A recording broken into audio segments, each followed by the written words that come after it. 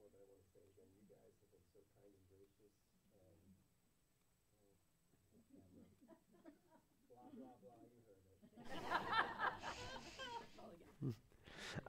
Just you guys have been very kind and gracious this month, sending lots of cards and words of encouragement. And I would say almost every day from our mailbox, we would walk in with a card from somebody in the church. So just thank you for that kind, gracious gesture that did not go unnoticed.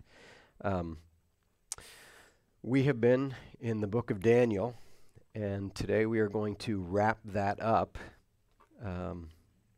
So there's more to the book of Daniel. The latter part is a lot of prophecies and dreams that Daniel has, which would be fun to walk through. But we're going to switch gears here, and we're going to step into the Psalms for a few weeks, which I think will also be fun. Did you notice that preaching is fun? For me, anyway.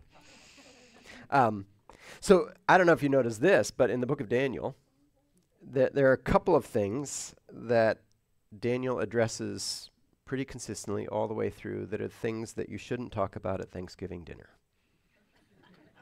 Religion and politics, right? And he's just all in on both of them all through the book of Daniel. So just a reminder that we've been really chasing one big idea and coming back to one question the whole way through. So first, whatever's going on in your life, whatever it looks like, whatever it feels like, God is in control. We all know that sometimes the question comes like, but is he? Which you can see unfolds in Daniel as well. And then the second thing we've been chasing is just this question, like, here's Daniel and his friends, and they're living as outsiders in Babylon, like they're captives. And so what does it look like to do life when you're an outsider in a place like that? And we kind of have chased that a little bit from, and what does it look like for us in our modern culture that is post-Christian to live in a way that we make a difference? And so today we're going to come to Daniel 6, probably the best known story in the book of Daniel, and maybe one of the best known stories in the Bible.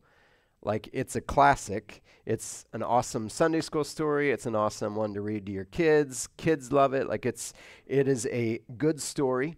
And often I think when we read it from and to our kids, we take a very simplistic approach, which isn't wrong. But I hope what we learn today is there's a lot more in Daniel's story for us as grown-ups than maybe we pay attention to when we just talk about it as a children's story. And so the big picture of what you see in Daniel chapter 6 that we just read together is, like, here is Daniel, who was faithful and courageous in some pretty unfair circumstances. And we're going to walk through it, but we just read it together. And as he honors God in the way he goes about that, God comes through in a fairly dramatic way. And that's the story of Daniel in the lion's den. And so we're going to look at that today. So growing up in the church, we had this thing called the flannel board. Anybody? My son doesn't know what it is, but the flannel board was like that felt board, and you paste the pictures up there, and as you tell the story, you take one down and you put one up. And I don't know if you remember, and even in your children's books, Daniel is always a young man in the den of lions, which he's not. And we came at this a couple weeks ago when we were in chapter 5. And so Daniel, we estimate at this point, when he goes into the lion's den, he's about 85 years old. So picture that, though. That's a little bit different, right, than the ruddy teenager going into the den of lions. So, like, really, Daniel, when he went into the lion's den, is older than most of us. And he lived his life for all of those years in Babylon. Not a place he chose to be, but a place he wound up in Babylon. And one of the things you see in the book of Daniel is he didn't just figure out how to survive in Babylon. He actually thrived in Babylon, which I think should encourage us. Like, what does it look like for us to embrace a mindset more than, man, I hope we can survive in this crazy world? What if we could thrive and make a difference for God? And here's one of the things I want to bring out to you before we're ever even into the story, just because you now know, oh, he was 85 at this point. Like, you don't just get to see Daniel making a difference when he's in his prime years. Here he is in his later years, and he's making a difference. Let me put it to you this way. For those of you who might qualify as being in your later years, and I'll let you decide if that's you, I want to invite you to pay attention. Because the traditional view is your younger years are the years when you make a difference. And yes, you've got a lot of energy and ambition and sometimes foolishness, to rush into things that as you're older, you'd be like, yeah, I wouldn't do that again. But the truth is, and one of the things we see in Daniel, you get your whole life to make a difference, not just your prime years. You can still be a person of influence.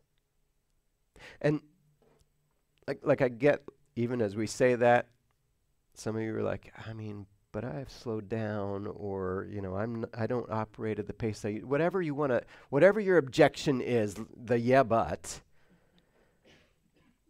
And maybe even as we say, hey, you can still make a difference, maybe your mind is already saying, I have no idea what that would be.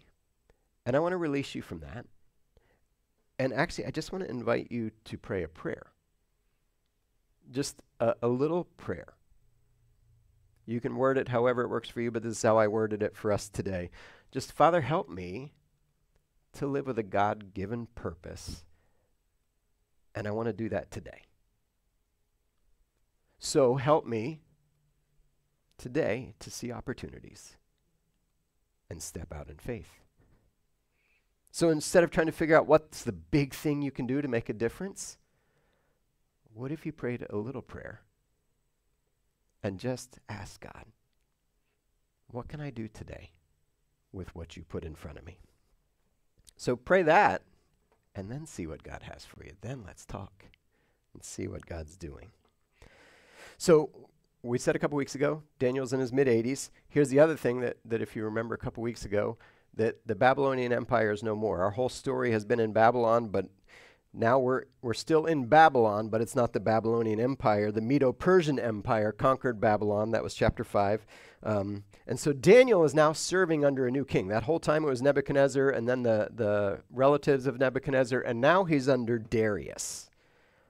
And so here's what we read, and we read this, but let me just take you through a couple of these. Darius the Mede divided the kingdom into 120 provinces. I wish I had time to tell you what's so fun about that one, but we don't have time. Just a teaser, see if you can figure it out. It's fun, though. And so he starts dividing the kingdom and setting people up to rule, kind of breaking it down in an administrative way. And so then we read that Daniel proved himself to be more capable than all the other administrators and high officers. And his great ability, because of it, the king made plans to place him over the entire empire. So there's the king, and there's Daniel, and then there's the rest of the empire. He sees some potential in him. So it doesn't take Darius long to figure out that this guy is the kind of guy I want in leadership. And so he's got Daniel currently as one of the top 3. So he's broken it all down, and then there's 3 key guys under him that are managing everybody. And he is toying with now, what if I put Daniel above everybody? So potentially 3 under him, and then everything going down from there. And so this is where the drama comes in for Daniel in his story.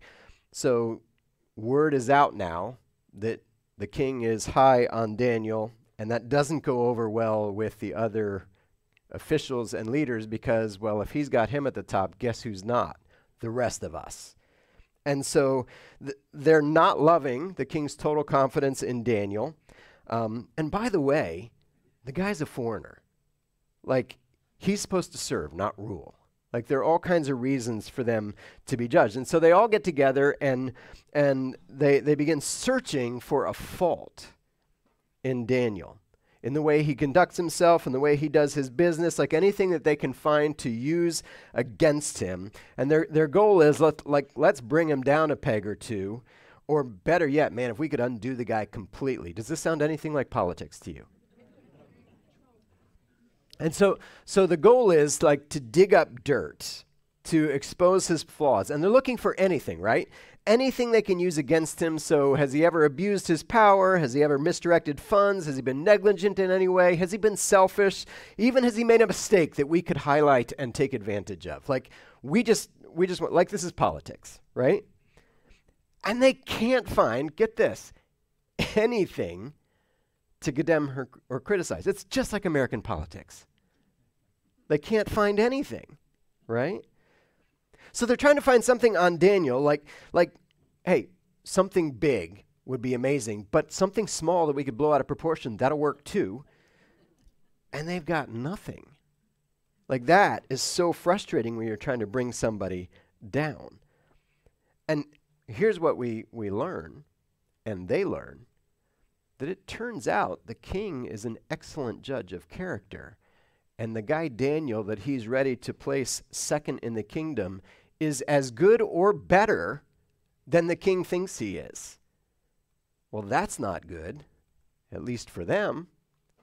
And so they know for sure now, okay, we got to do something because you cannot just sit by and let good people get ahead like that. So we've got to figure out how we're going to take them down. And now they know this is going to take a little more creativity. We were hoping we'd just find something and could run with it. But now we're going to have to do something, like set a trap and find a way to make him fall because we don't have anything to go on. So right here, let's just pause and let's push against something that we all rail against at different times. Do you know that sometimes life is unfair? You do. I know you do, right? Or another way to put it is, you can do all of the right things, and things can still go badly. Which is not really what we like. We like, hey, you do what's good, you get what's good. That's how it should work, right? And we know it's not how it works, but it's how it should work, and this is why we rail against it. But sometimes you don't get what you deserve, and sometimes you do get what you don't deserve. And the story of Daniel reminds us of that. Like here's a guy that they can't find any visible flaw to get traction on, but he's going down. Share that principle with your kids when you read the story and your grandkids and see how that goes. Like, so here's the lesson. You're gonna be good, but life is probably not gonna go well. Like, oh, I don't like that story now. That was a classic, but what just happened there? But this is part of the story, right? Like this is part of the reality. This is the part we don't tell our children, but this is what Daniel is living with. This is what we all know to be true. You can do what is right and good and still pay the price as if you didn't. Jesus said it like this: in this world, you will have trouble. Not just if you do bad things or if you sin. It happens even when you do the right things and don't sin. In fact, sometimes you can get trouble because you were a person of integrity and that bothered people, like Daniel. So here's what I want us to see. Like Daniel's faith had to be able to stand under that reality, right? That even when you do good, bad can happen. And our faith has to stand under the same reality. Even when we do what's good and right, we still have to be able to stand when things go wrong or unfairly. So they can't find anything to use against Daniel, but they do find something to go with.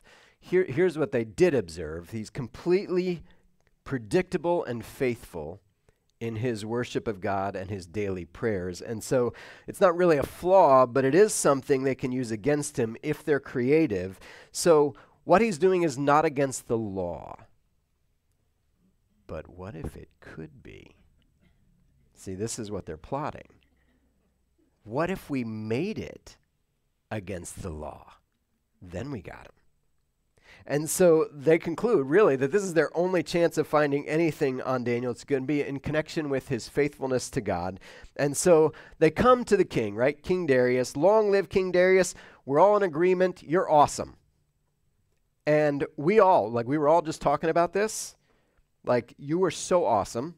And we all, like, all of us, the leaders, the administrators, we got together and we're saying, the king is awesome. You know what? Really, everybody should only pray to him for the next 30 days. And so, king, we want to propose this to you because you're awesome. That for the next 30 days, what if we made a law that people only could pray to you because you're awesome? And the kings just always fall for this, don't they? And don't you wonder, like, as they're throwing this out there and then saying, and so if nobody goes for it, like if they choose not to recognize you for who you are, then we'll throw them in the lion's den. And here's the way I think. Did it ever cross the king's mind, like, you guys know I can't answer prayer, right? Like, they're setting him up to say, for the next 30 days, people could only pray to you, which is like writing your prayer request and then burning it in a fire, right? Like, he knows he can't answer prayer, but once again, pride carries the day. And even though he knows he's not a god and he knows he can't answer prayer, it would be nice to be treated like a god and like I could answer prayer just for 30 days. And so the king signs this irrevocable law that can't be undone. So we read irrevocable law and like, how stupid is that? Right? But actually, weirdly, there was wisdom in this.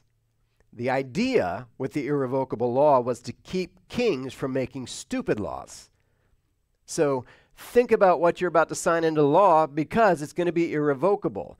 The idea is when the king gets mad at his wife, he can make laws against all the women in the kingdom, which they were known to do. And so we want to try to cut that off. So just so you know, when you make a law, it's an irrevocable law. There's actually some wisdom. Didn't play out in this scenario, though, the wisdom of it. He still feels like it's a good deal. It's just for 30 days that people will pray to me and me only. And so he signs it into law, and then it becomes this irrevocable law. And now Daniel is set up. So what do you do when you discover that your enemies have passed a law aimed at you? Well, when Daniel learned that the law had been signed, he went home, knelt down, as usual, in his upstairs room. With the windows open toward Jerusalem, he prayed 3 times a day, just as he had always done, giving thanks to God. So Daniel knew this had been signed into law, knew that he was the one administrator left out of this, probably knew that it was aimed at him, and so he goes home, and then he just does what he always does. Here's what I think is interesting. He wasn't trying to pray sneaky. He wasn't trying to be under the radar. He wasn't trying to hide. Like, he could have prayed with his windows closed, right? Like, come on, Daniel, just pray with the windows closed. He could have prayed with his eyes opened in the restaurant so people didn't know he was praying. Some people have been known to do that, right? I prayed, I just didn't make a deal of it. But he's not hiding, and he's not really flaunting it either. He's just doing what he's always done. One of the things I love in this little example is that his devotion to God is not in your face, And it's not hidden either. Maybe this is something of what it looks like to live as an outsider. I'm not hiding anything, nor am I getting in your face. And I want you to notice when we say not getting in your face, everybody is aware of what he's doing. He is not hiding in such a way like, it's not subtle, like, I'm going to do what I have always done. And then I love, did you notice that it said he prayed and gave thanks to God? Is that your first response when you're dealing with the law that just got made against you? I think my first prayer, instead of God, thank you for your faithfulness, might be deliver me from selfish people, foolish kings, and stupid laws, please. Right? And I'm sure Daniel did pray about those things. But I love that he found this perspective to give thanks. Yes, there are selfish people and foolish kings and stupid laws. But thank you, God, for your faithfulness. It's like he was content to be like, okay, so this is where we are. But God, you're with me. Kind of reminds me of Proverbs 3, 5, and 6. Trust the Lord with all your heart. Don't lean on your own understanding. In all your ways acknowledge him, and he will direct your paths. It feels like that's where Daniel is, right? Window open, praying like he's always done, saying, okay, Lord, I trust you with this. And wherever this journey takes me, I trust you. So we get to observe then, like this faithfulness to God. Faithfulness in the sense that Daniel is doing today, after the law passed, what he did yesterday, and the week before, and the month before, and the year before, and however many years he's been doing, like this has been his pattern. Like, he's just doing what he's done. He's being faithful. But there's another element here, and I think we all see it, but let's just name it. It's the element of courage. Because there are times when being faithful doesn't take courage, and then there are times when it does, right? He's now in the time where it takes courage to be faithful. Prior to the law being passed, he could do what he did, and it didn't really take courage. It just took faithfulness. But now you've got to add something into the mix, courage. And I want you to think of courage this way. So we think of courage of something that comes on you in a moment. We think of courage as a feeling. And so when you're scared, you don't have courage. Courage went away and fear replaced it. But courage is not the absence of fear. Courage is standing strong and in resolve even when there's fear. In other words, courage doesn't mean fear goes away. Courage means, yes, there's fear, but. And it rises to the challenge. And again, when we think of it as something that we should feel or something that should inspire us, I think we're missing something. If courage is like that, then I'm hoping for that lightning bolt to hit me the moment I need it. Like courage is something like, oh, come on, Lord, please give that to me. And it can happen. I think God can give you and does give us courage in the moment. Sometimes it's beyond us. But one of the things I want us to realize is that courage is much more of a practice and a discipline than we think of. It's a little bit like patience. You know, patience isn't something you figure out in one moment. It's something you continue to practice. And I think courage is the same way. Like you establish patterns of turning toward a challenge rather than shrinking back. And you do it in small things. Like this is a small thing. I've got a fear right now, and I'm going to face that. And then you turn toward it in courage, and you do that again and again until you start to develop a habit of making courageous decisions instead of a habit of shrinking back. So It's a learned, disciplined response to the presence of fear.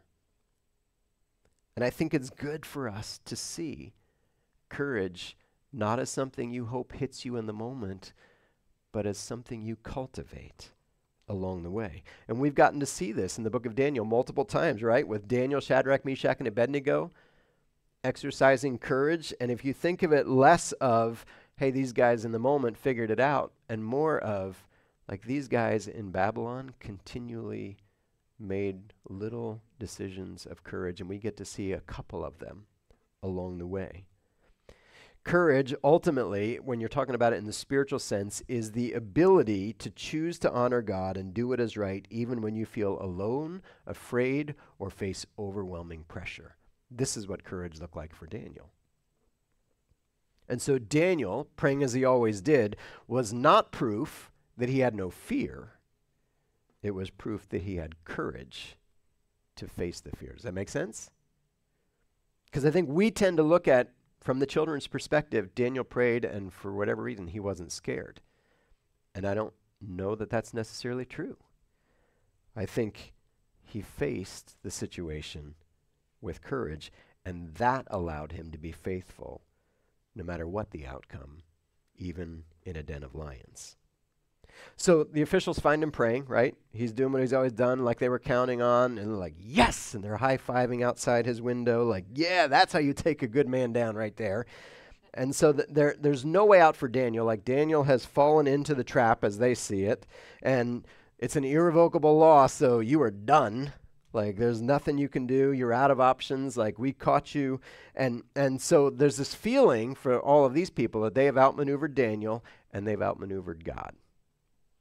And so they wipe the smirks off their faces and try to look all surprised and disappointed as they approach the king. And they're like, hey, you did sign this law, didn't you? We're trying to remember if we signed this or not. Like, they know, right? And so King Darius, like, you signed it, right? And he's like, yep, I stand by it. And they're like, well, man, I don't want to be the one to tell you this, but there's the man Daniel, one of the captives from Judah. I don't know if you know who he is. Like, isn't it funny how they describe him? Daniel, one of the captives. You may or may not know him. He's just one of the captives from Judah. Oh, you were planning to make him second in command. Oh, this gets more awkward. Right? Like, it's so weird how they describe Daniel. Like, you know that one captive from Judah? And so you can imagine their fake surprise when the king's like, what? And so the king now is deeply troubled, and he's trying to find a way to save Daniel. He spends the rest of the day looking for a way to get Daniel out of this predicament. So here's what I want you to see, to notice here. Here's King Darius, currently stuck by his own pride and the irrevocable law he created. Here's the most powerful man in the world who painted himself into a corner and is out of options.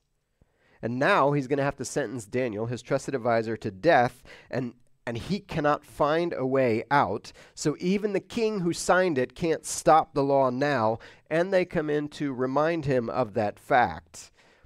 So they knock on his door after he's stewed all day and like, Your Majesty, you know that according to the Medes and the Persians, no law that you've made can be changed.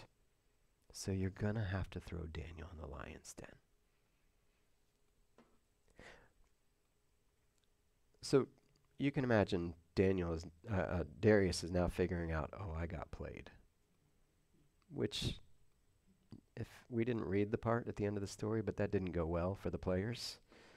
But he knows he's been duped and trapped by his law. He's boxed in by now his own legislation, and he's now powerless, right? Catch it, because of his arrogance.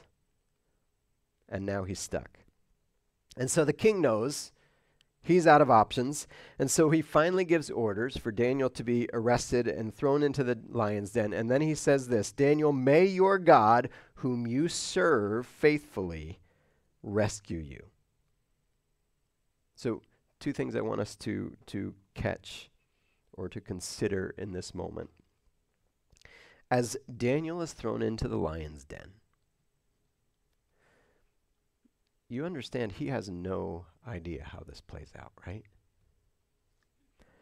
In fact, I would dare say he has a very good idea how this plays out. He just doesn't know that God intends to shut the mouths of the lions. But if he's being realistic, the moment he knelt in prayer and defied them, he understood how this played out. That you will be mauled to death, and then you will meet your maker. That's how your story will end. And barring some miraculous intervention, that would be the end of his story. And he knows when he bows to pray that that very likely could be the outcome. The only way it doesn't go that way is if God intervenes, which is what we call a miracle, right?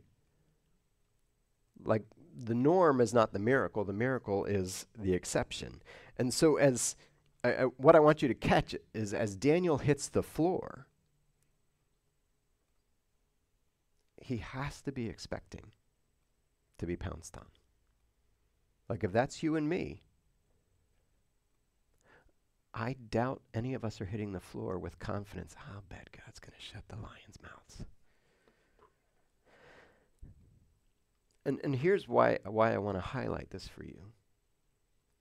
Because one of the things that we do in faith is, big picture, we trust God. So big picture meaning Daniel is like, okay, so if this is how I go, this is how I go. I'm okay. But in the reality of his circumstances, you can say, but I do not want to be mauled by lions. So it doesn't mean that he doesn't have faith. It means that he's got big picture faith and the reality of what he has to go through.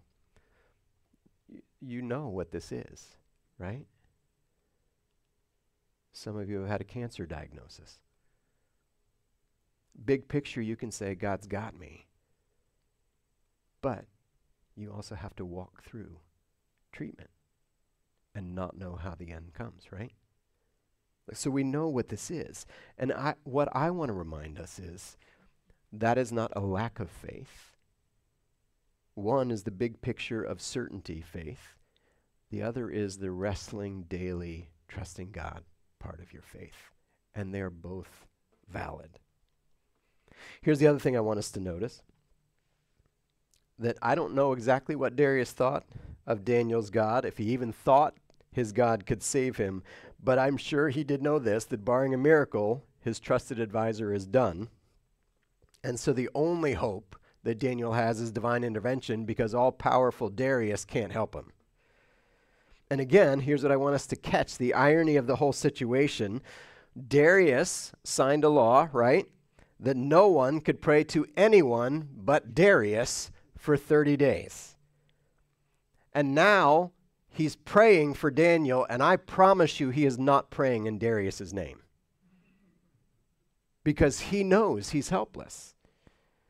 He's already been proven powerless. So very early the next morning, the king got up, hurried to the lion's den, and when he got there, he called out in anguish. So what is he expecting? No response.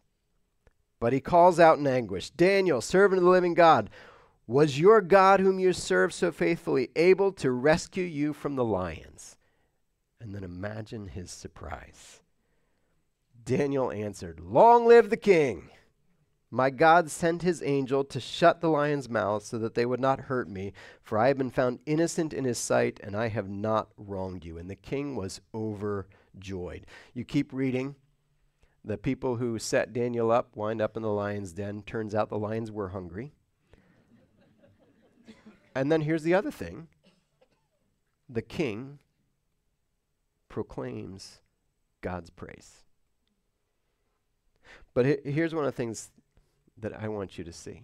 So here's Daniel, took a leap of faith, had to have some courage to pray faithfully, and then he's thrown into the lion's den, expecting to be mauled, but he's not. And he gets to spend a night with the lions. So listen, think about this. Best story ever. Every dinner party you're telling this one. What should have been the worst day of your life, how cool would it be to spend the night with a bunch of lions and be like, oh, this one was so cute over here. He kept snuggling up to me. Like what? And just how God took something that Daniel had to feel like was going to be the last tormented moments of his life. And Daniel has a story to tell of God's faithfulness. This is why we like to tell our kids the story, right? But we as adults need to lean into this one. Because while we tell our kids that God will be faithful, sometimes we struggle with it in our own lives. And so we need to come back to the children's story and be reminded of this is how our God works. Sometimes he will shut the mouths of lions. And instead of the tragedy that you thought you were walking into, you get a story of grace and God's goodness. But again, Daniel didn't know how the story played out. So I found myself asking as I worked through this whole story, so how do we get the kind of faith and courage that Daniel had? How do you have that kind of confidence that you can trust God in that kind of moment when you need it? And I want to bring you back to one detail in the middle of the story, and I want us to end with this. Back to Daniel's faithful prayer. And here we read this.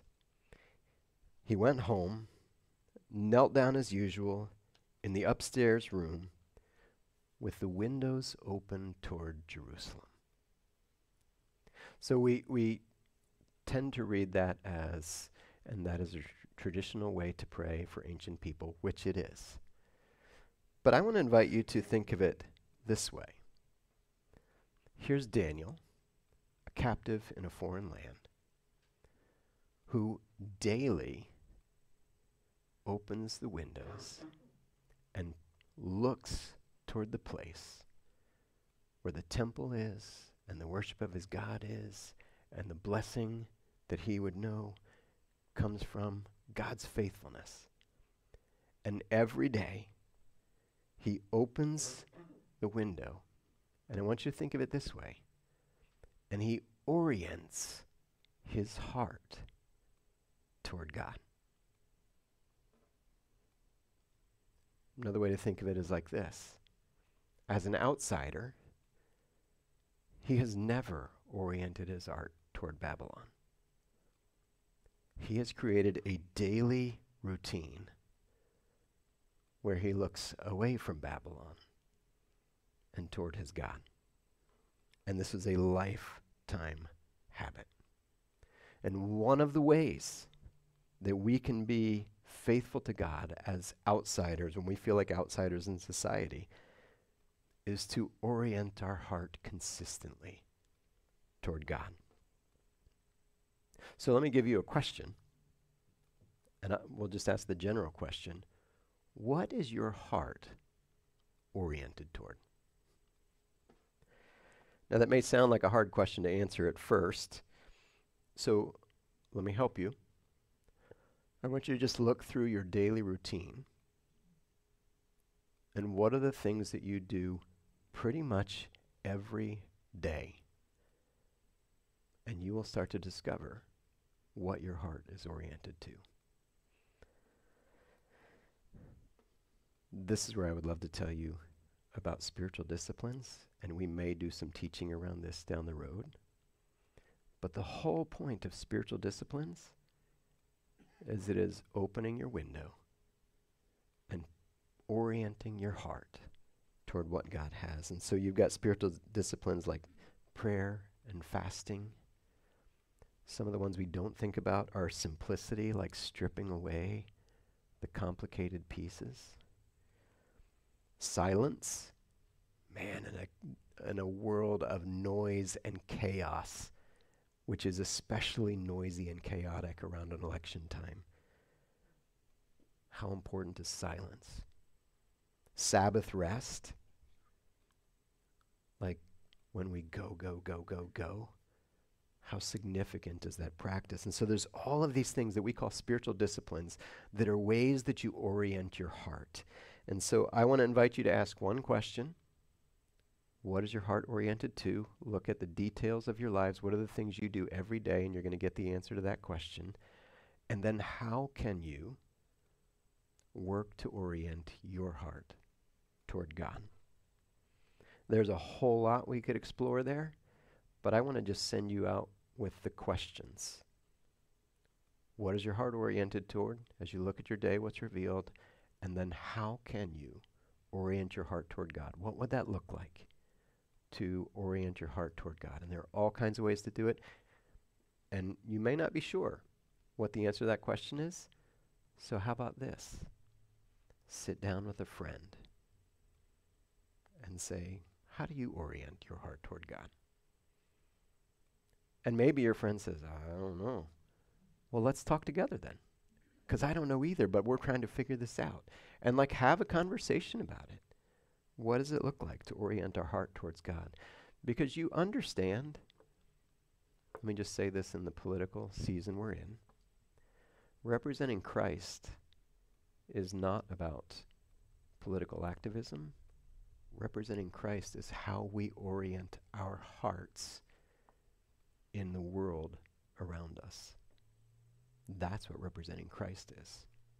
And when we talk discipleship, that's what we're trying to do, is orient our hearts toward the God who loves us, made us, and has a purpose for us.